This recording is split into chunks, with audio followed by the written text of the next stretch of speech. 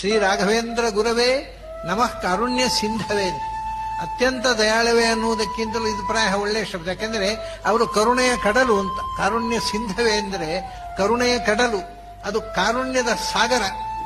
ಆಮೇಲೆ ಅದಕ್ಕಿಂತ ದೊಡ್ಡ ಕಾರುಣ್ಯ ಇರುವುದು. ಯಾಕಂದ್ರೆ ಅಲ್ಲಿ ಏನಿದ್ರೆ ಇನ್ನು ಬಾವಿ, ನದಿ, ಹಳ್ಳ, ಹೊಳೆ, ಇದು ಕಡಲು, ಕಾರುಣ್ಯದ ಕಡಲು ಅಂತ.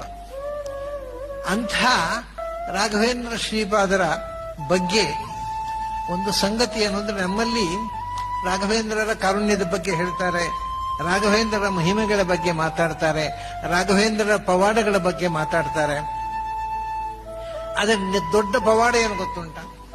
ರಾಘವೇಂದ್ರ ಶ್ರೀಪಾದರ ಗ್ರಂಥಗಳು. ಅವರು ಮಾಡಿದಂಥ ಬೇರೆ ಪವಾಡಗಳೆಲ್ಲ ಮತ್ತೆ ಅವರು ಕೊಟ್ಟಿರತಕ್ಕಂಥ ಗ್ರಂಥಗಳಿವೆ ಅಲ್ಲ, ಅದೇ ಇಡೀ ಪ್ರಪಂಚಕ್ಕೆ ಸಂಸ್ಕೃತ ವಾಂಗ್ಮಯದ ಒಂದು ದೊಡ್ಡ ಪವಾಡ.